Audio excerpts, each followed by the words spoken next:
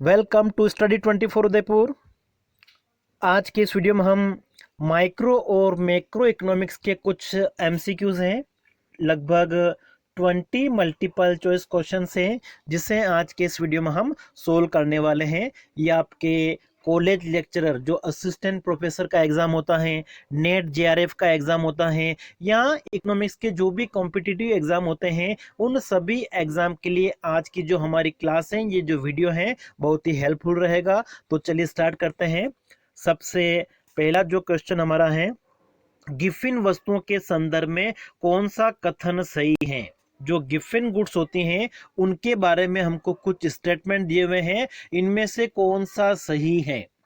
First statement क्या है, Giffen वस्तुओं का आय प्रभाव धनात्मक होता है। ये स्टेटमेंट गलत है, क्योंकि गिफिन वस्तुओं में इनकम इफेक्ट आय प्रभाव कैसा होता है, ऋणात्मक होता है। दूसरा है कि गिफिन वस्तुओं में प्रतिस्थापन प्रभाव धनात्मक होता है। ये भी गलत है कि जो सब्स्टिट्यूशन इफेक्ट होता है, प्रतिस्थापन प्रभाव, वो सदैव क्या होता है, नेगेटिव होता है, ऋणात्मक होता है।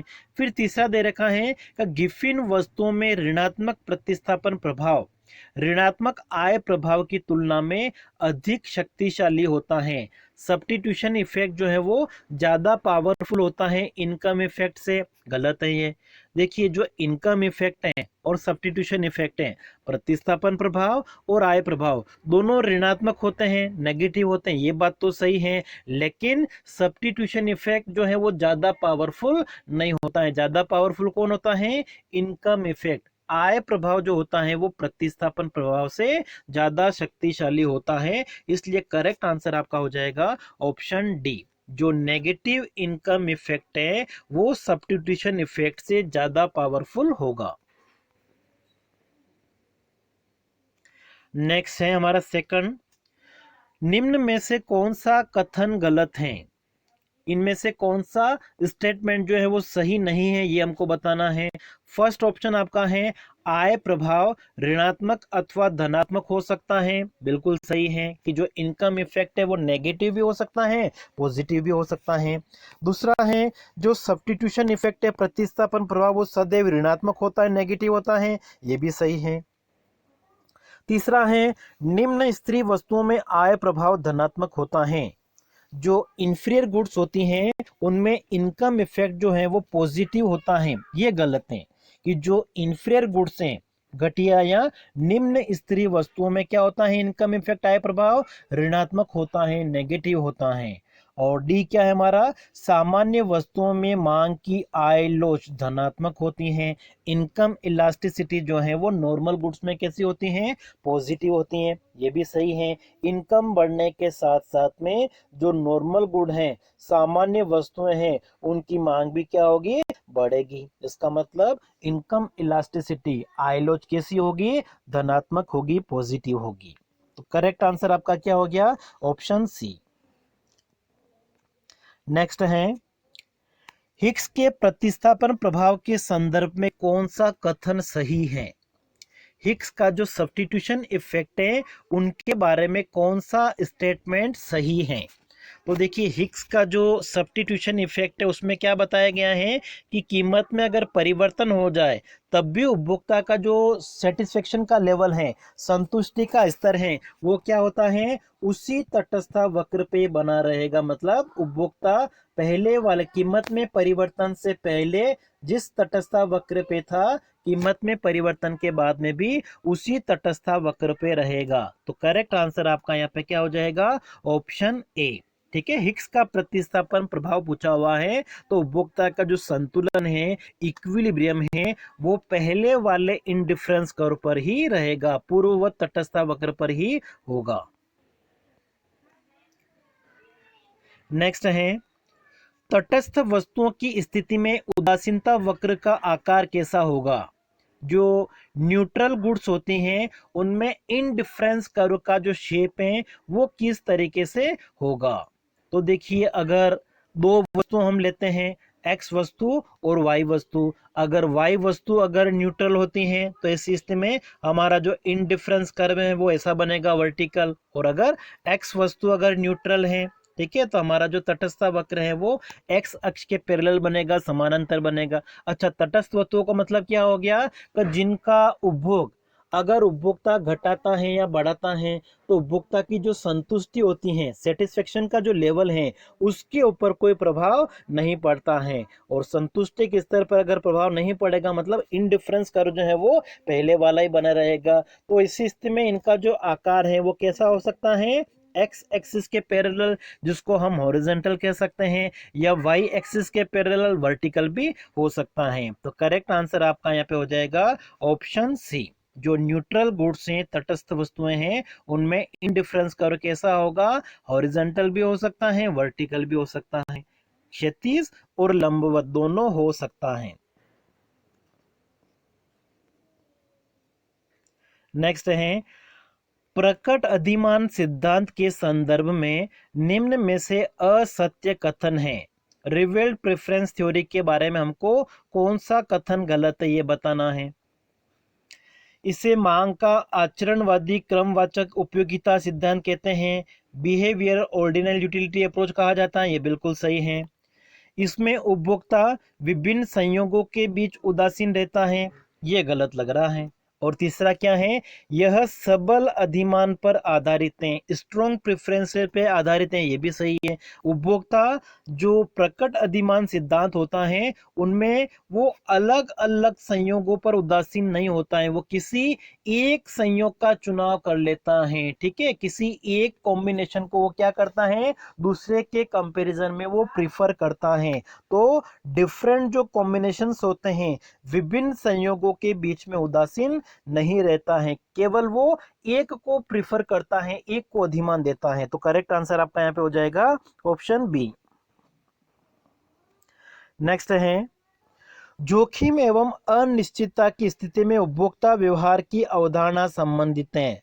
रिस्क और अनसर्टेनिटी की कंडीशन में कंज्यूमर का जो बिहेवियर है उसकी स्टडी करने के लिए किसका यूज किया जाता है, बर्नौली परिकल्पना। ठीक है, बर्नौली हाइपोथेसिस। तो करेक्ट आंसर आपका क्या हो जाएगा, ऑप्शन बी। और ऐसी स्थिति में जो एक्सपेक्टेड यूटिलिटी होती है, प्रत्याशित उपयोगिता होती है, उसका प्रयोग किया जाता है। तो जोखिम और अनिश्चितता की जो व्याख्या की जाती है उपभोक्ता की, उसका संबंध किससे है, बर्नौली परिकल्पना से है।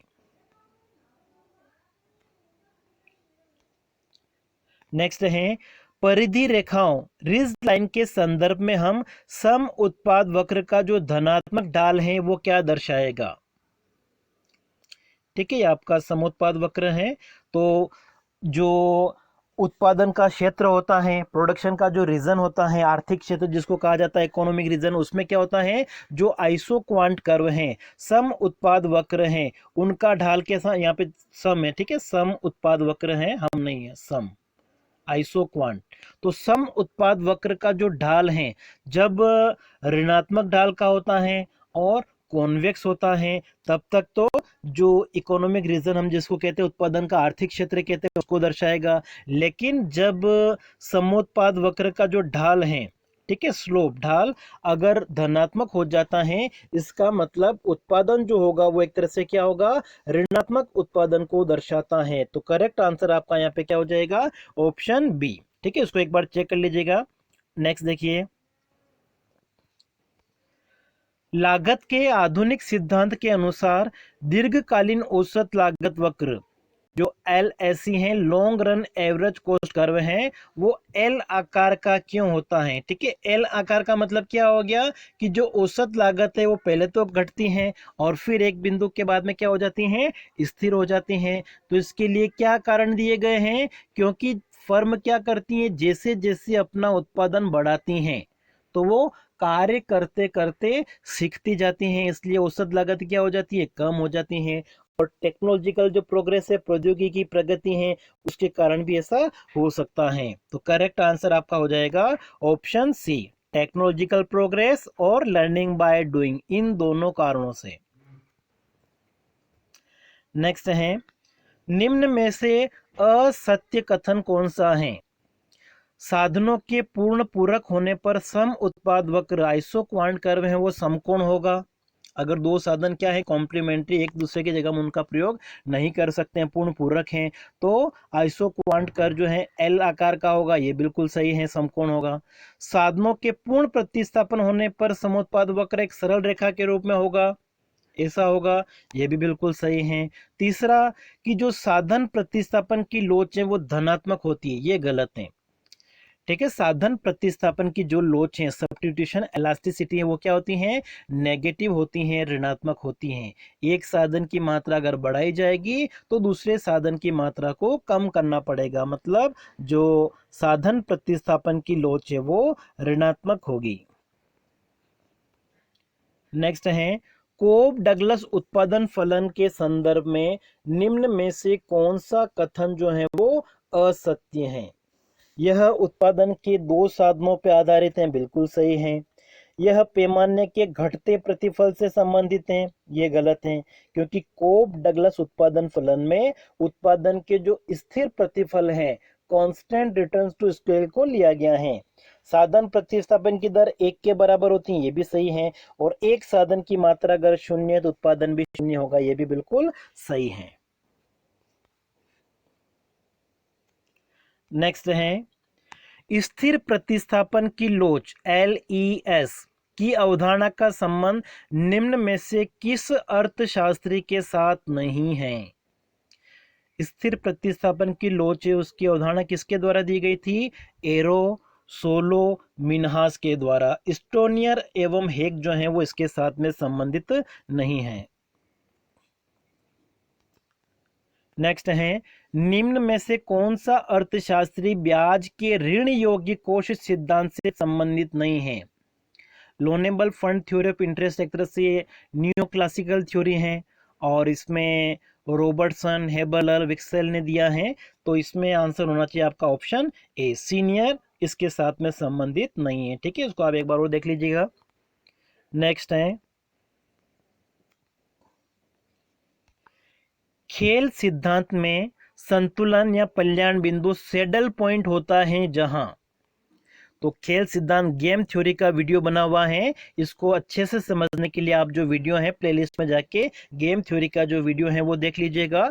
और यहाँ पे अगर हम देखें तो सैडल पॉइंट जो है वो एक तरह से कहाँ पे होता है, मैक्सिमा ऑफ रो मिनिमा जो है वो इक्वल होना चाहिए किसके, minimum of column maxima. Column maxima में से जो मिनिमम है वो रो मिनिमा में मैक्सिमा के इक्वल होना चाहिए। करेक्ट आंसर आपका क्या हो जाएगा, ऑप्शन सी। नेक्स्ट है, ऐसा खेल जिसमें खिलाड़ी अपने लाभ को अधिकतम करने के लिए स्वतंत्र रूप से रणनीति का चयन करते हैं। ठीक है, प्लेयर मतलब ओलिगोपोली मार्केट में माना कि कोई भी फर्म है, अगर वो अपने लाभ को अधिकतम करने के लिए जो स्ट्रेटेजी अपनाई जा रही है वो स्वतंत्र रूप से अपनाती हैं, तो इसको हम क्या कहेंगे, एक तरह से नॉन कोऑपरेटिव गेम्स कहेंगे, गैर सहयोगी खेल कहेंगे। तो आंसर आपका हो जाएगा ऑप्शन बी। और अगर फर्में आपस में किसी प्रकार का कोई समझौता करती हैं, ठीक है, जो आ जाता है सहयोगी खेल में आता है, कोऑपरेटिव गेम्स में आता है। नेक्स्ट देखिए, निम्न में से कौन सा कथन गलत है। समस्त प्रबल रणनीति डोमिनेंट स्ट्रेटेजी हमेशा नेश संतुलन होती है, ये बिल्कुल सही है, लेकिन सभी नेश संतुलन जो होते हैं वो प्रबल रणनीति नहीं होते हैं, ये कथन आपका जो है वो गलत है। फिर सी में नेश संतुलन में किसी भी खिलाड़ी को अपनी रणनीति में बदलाव से लाभ नहीं होगा, ये भी बिल्कुल सही है। और नेश संतुलन जो है वो एक नॉन कोऑपरेटिव गेम का एग्जाम्पल है, ये भी बिल्कुल सही है।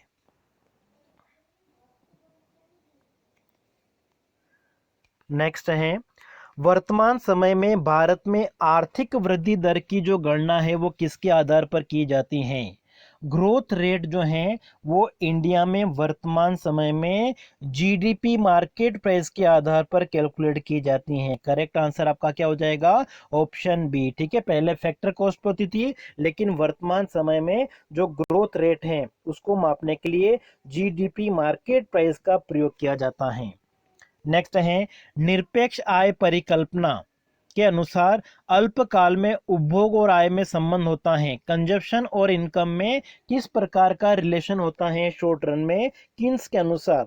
तो किन्स ने क्या माना था, इनकम और कंजप्शन में गैर अनुपातिक संबंध होता है, मतलब इनकम बढ़ने के साथ साथ में कंजप्शन भी बढ़ेगा, लेकिन इनकम जो होती है वो ज़्यादा बढ़ती हैं किसके कंपैरिजन में, कंजप्शन के कंपैरिजन, मतलब उपभोग जो होता है वो थोड़ा धीरे धीरे बढ़ता है, इसका मतलब दोनों में आनुपातिक संबंध नहीं होता है। नेक्स्ट है, जीवन चक्र परिकल्पना के संदर्भ में कौन सा कथन असत्य है। में क्या माना गया है कि ब्याज की जो दरें हैं व्यक्ति के जीवन काल में स्थिर होती हैं, बिल्कुल सही है। व्यक्ति को विरासत में कोई परिसंपत्तियां नहीं मिलती हैं, ये भी बिल्कुल सही माना गया है इसमें। व्यक्ति के जीवन के मध्य वर्षों में आय जो होती है वो ऊंची होती है, ये भी बिल्कुल सही है। और फिर डी है, व्यक्ति के जीवन काल में कीमत स्तर परिवर्तनशील होता है, ये गलत। इसमें क्या माना गया है कि व्यक्ति के जीवन काल में जो कीमत स्तर है, प्राइस लेवल, वो क्या होता है, स्थिर होता है, ऐसा माना गया है। नेक्स्ट है, उत्पादन के साधनों की मात्रा को स्थिर रखकर साधनों की उत्पादकता में सुधार से उत्पादन में होने वाली वृद्धि को क्या कहा जाएगा। ठीक है, देखिए उत्पादन के साधनों की मात्रा को नहीं बढ़ाया जा रहा है, उत्पादन के साधनों की मात्रा तो क्या है, स्थिर है, और साधनों की उत्पादकता में अगर सुधार किया जाता है और उससे अगर उत्पादन में किसी प्रकार की वृद्धि होती है तो इसको हम क्या कहेंगे, असमाविष्ट तकनीकी उन्नति कहेंगे। करेक्ट आंसर आपका क्या हो जाएगा, ऑप्शन बी। और देखिए, जब उत्पादन प्रक्रिया में पुरानी मशीनों की जगह नई मशीनों को लगाया जाता है और नई मशीनें लगाने से अगर उत्पादन में वृद्धि होती है तो इसको हम क्या कहेंगे, समाविष्ट तकनीकी उन्नति कहेंगे। ठीक है, समाविष्ट में तो क्या होता है, नई मशीनें अगर लगाई जाए और उससे उत्पादन बढ़ेगा, ठीक है, पुरानी मशीनों की तुलना में, तो वो समाविष्ट होता है। और साधन पहले वाले हैं, उनकी उत्पादकता को बढ़ाने के लिए अगर प्रयास किया जाता है किसी तरीके से तो उसको हम क्या कहेंगे, असमाविष्ट। नेक्स्ट हमारा है, बोमल के अनुसार मुद्रा की लेन देन मांग प्रभावित होती है, ट्रांजैक्शन डिमांड फॉर मनी। देखिए, किन्स का जो तरलता पसंद की सिद्धांत है, लिक्विडिटी प्रेफरेंस थ्योरी, उसमें क्या माना गया है कि मुद्रा की जो लेन देन मांग है, ट्रांजैक्शन डिमांड है, वो केवल आय के स्तर के ऊपर निर्भर करती हैं, इनकम के लेवल के ऊपर डिपेंड करती हैं। लेकिन बोमल ने क्या बताया कि इनकम के साथ साथ में जो ट्रांजैक्शन डिमांड है, लेन देन की मांग है, वो ब्याज दर से भी प्रभावित होती है। तो करेक्ट आंसर आपका यहाँ पे हो जाएगा ऑप्शन सी। ठीक है, मुद्रा की जो लेन देन मांग है वो ब्याज की दर के ऊपर भी निर्भर करती हैं, ब्याज की दर और आय स्तर दोनों के ऊपर निर्भर करती हैं। तो आज की क्लास में इतना ही।